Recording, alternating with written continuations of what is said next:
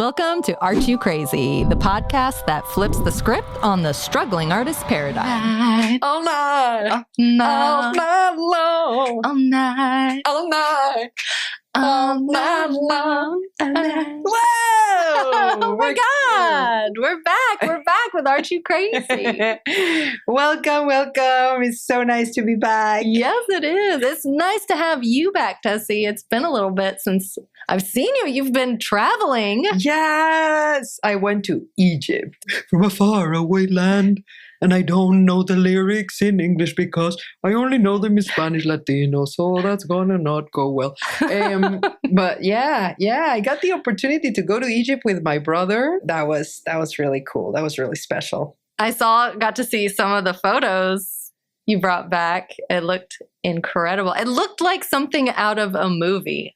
And then I realized, movies are replicating the real thing. Yeah. But now that you're mentioning movies, they called my brother Lawrence of Arabia many times when we were walking in the streets. Why? 'Cause I don't know. They thought that he was from Saudi Arabia or something like that. I don't know why. Really? Yeah. The way he was wearing, they sell these big handkerchiefs, almost like a scarf, but for the heat, for being out there in the desert. Yeah. And they have a special way to put them on in Egypt. But the way we were putting them on was more efficient for our shoulders and our neck because it was covering a little bit more surface for us. Okay. So, but that's the way they wear it in Saudi Arabia. Oh, fascinating. Like a cultural faux pas. Yeah. Unintentionally, of exactly. Course. It was like weird. And then every time we passed, it was like, oh, Lawrence of Arabia, they would tell my brother.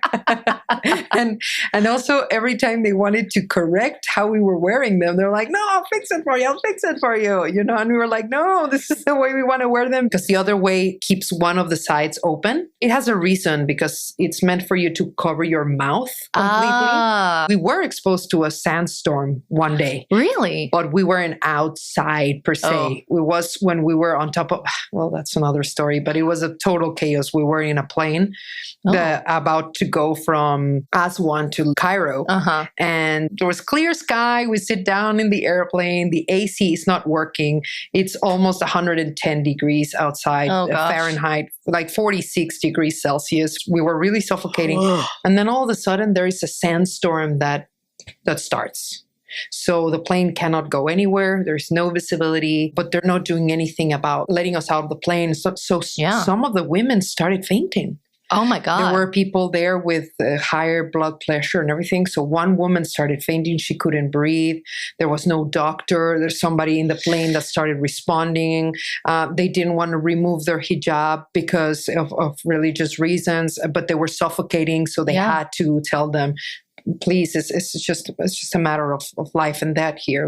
And then another person right in the back of us, of Rune and I, fainted just all of a sudden, like, oh my God. And so they had to lift her legs up, and if there started to go chaos. Gosh. So everybody started screaming, and we didn't know what was happening because we didn't speak any Arabic. So everything was happening so fast. And so that was our experience with a sandstorm. Wow. Long story short. Oh my God. Well, hearing about this for the first time. Honestly, I would have preferred to be outside in a sandstorm with my scarf. I just do, and inside a plane with people fainting. I can understand that sentiment. That had to be incredibly terrible. But I think if you had been out in the sandstorm and been having your skin ripped away, I don't know, just a wild guess. Just saying. You don't want to be in the Sahara Desert in a sandstorm where you don't know your way back. No, that would be for another topic of how you would like to find yourself in a catastrophic situation. Which is not today. Not today. Yes, so our topic for today, since it is summer travel season, has to do with travel and how exposing yourself to other cultures can expand your mind and enhance your creativity. So I'm curious because some of the photos and videos I got to see behind the scenes were pretty incredible. How did you experience that in your travels? I was a little nervous about how to behave. I was a little concerned that if I was going to be too much or too loud or crazy for the culture, I had no idea what I was going to find. I wasn't going to do crazy stuff inside a mosque, for example.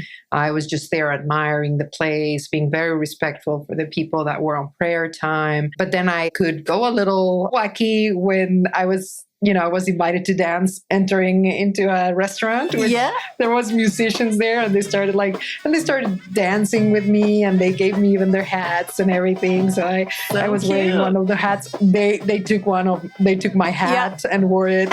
So it was a cool experience of like still be creative and crazy and show them a little bit of my personality. I didn't allow myself to go full out, but there was a moment where I was.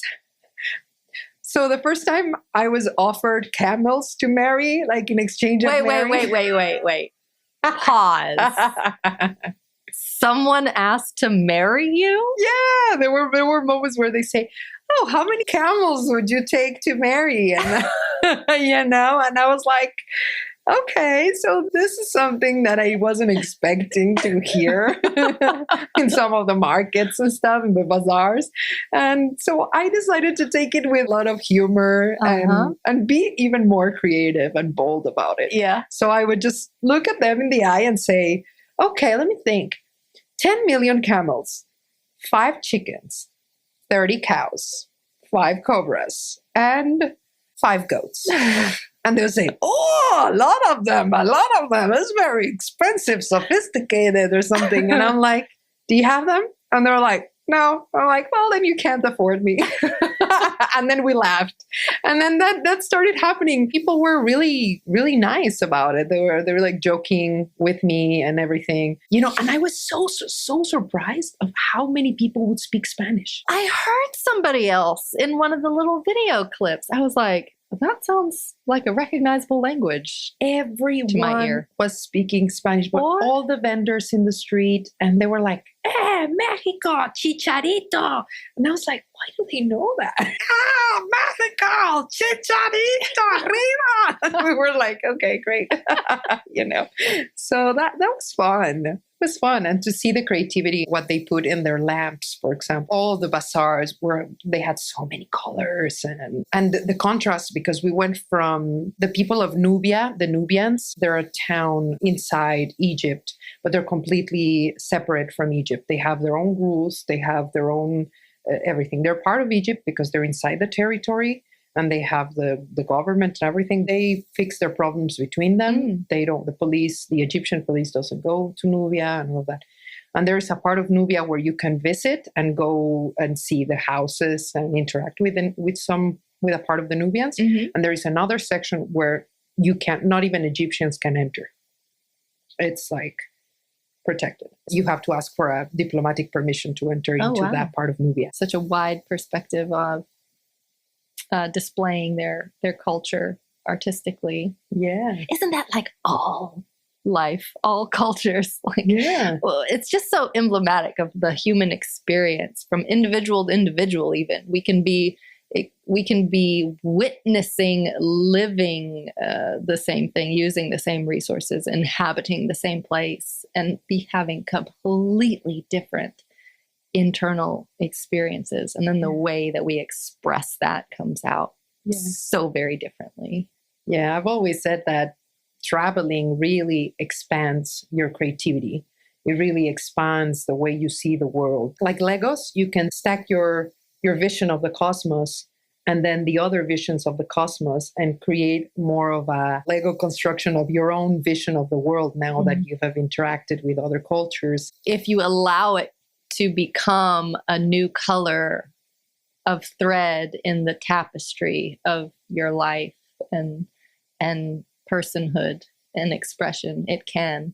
Or you can just choose to have, the McDonald's experience and believe it or not, there is a McDonald's in the Nile No. that has like a full-on, it's one of the most prestigious McDonald's in the world because of the view that it has of the Nile. Oh, wow. In front of it. It's like a 360 and it's all made with glass. Uh-huh. It's like, so you can also have, I didn't go there, but the guide was telling me about it. And I was like, well, you can still have a Egyptian McDonald's experience if you want to. So you can have your gourmet views with your $5 hamburgers. Wow. Yeah. I like to have as much of a local experience as I can when I travel. Yeah. It makes me feel like a cultural spy. Maybe that's not a great word, spy. I don't mean it in a bad way, but like clue gatherer. Have you gone places where you have felt that those places have shifted the way you see life, the way you approach things? Yeah, absolutely. I mean, I've traveled here in North America, internationally, Canada and Mexico several times. Honestly, the first time, was it the first time? No, my first international trip was definitely Mexico. Growing up in Texas, that was inevitable. Just of course, easy to be Mexico. Easy, very, very easy. But I remember traveling to Europe for the first time, and we were traveling across Italy. We mostly traveled through very, very small towns, a lot in Tuscany and then along the Mediterranean. And what hit home to me at that point in my life was how much more relaxed everybody was in terms of their work and rest flow. There was so much emphasis on connecting with family and community. Most of the towns, even small towns, have, like the central square where everybody gathered and everybody kind of kept tabs on everybody else's little kids running around. At that time, I was working as an attorney in a prestigious law firm and, billing 60-hour weeks, which means I was probably working 80-hour weeks. Okay. And so my exposure to another way of living and working, it's like they still got everything done that they needed to get done. It wasn't like nobody was lazy.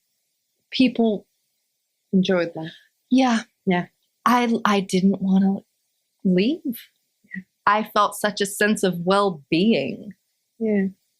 Of what might be possible, shifting lifestyles while I still work many hours. As when you're an entrepreneur, you're gonna work, but I take much more time. I'm in control now of my schedule, and so I make sure to embody more time for rest and well-being and connection. Yeah, with friends and loved ones. The Italians have something particular called the dolce far niente.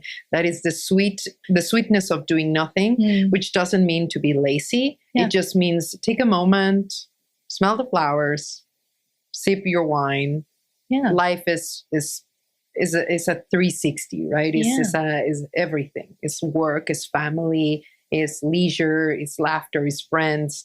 And I think that this year is a year where a lot of travel has come my way. And as much as I love traveling, there is a sense of, sometimes I feel guilty that I take the time to travel because I feel like I'm not doing the work that I need to do in order to build something as an entrepreneur, what you were saying, right? That you have to put a lot of work and a lot of hours. Then what is life for if you don't allow yourself those moments where you can expand your mind, learn about different things? Yeah. Oh, sorry. I didn't mean to interrupt you. I was going to say, bring them back to your life. Yeah. Again. Yeah. Take what you find and refill your cup and expand your creativity, kind of refuel yourself, refresh yourself. I mean, plus at the end of the day, like nobody says on their deathbed, I wish I had worked more, Yeah. Yeah, that's true. That's very true. Maybe they say, I wish I had worked more toward my own dreams or desires. Yeah. But I don't think anybody ever says, I wish I had spent more time in the office. Yeah. Instead of with my family or enjoying a sunset. You work to live. right? You don't live to work. We traveled in this episode down pathways I didn't know we were going to go. That's what I love about life. You can plan as much as you want and just stay open to the paths that open up for you along your way. Yeah. This journey was sponsored by my suitcase. Stay safe, everybody, while you're traveling this summer. Soak up life and with sunscreen. And soak up the sunscreen. And stay crazy out there, y'all. Bye. Hey, I'm sure you love this episode. Before you go, here are 3 ways you can help us keep things crazy.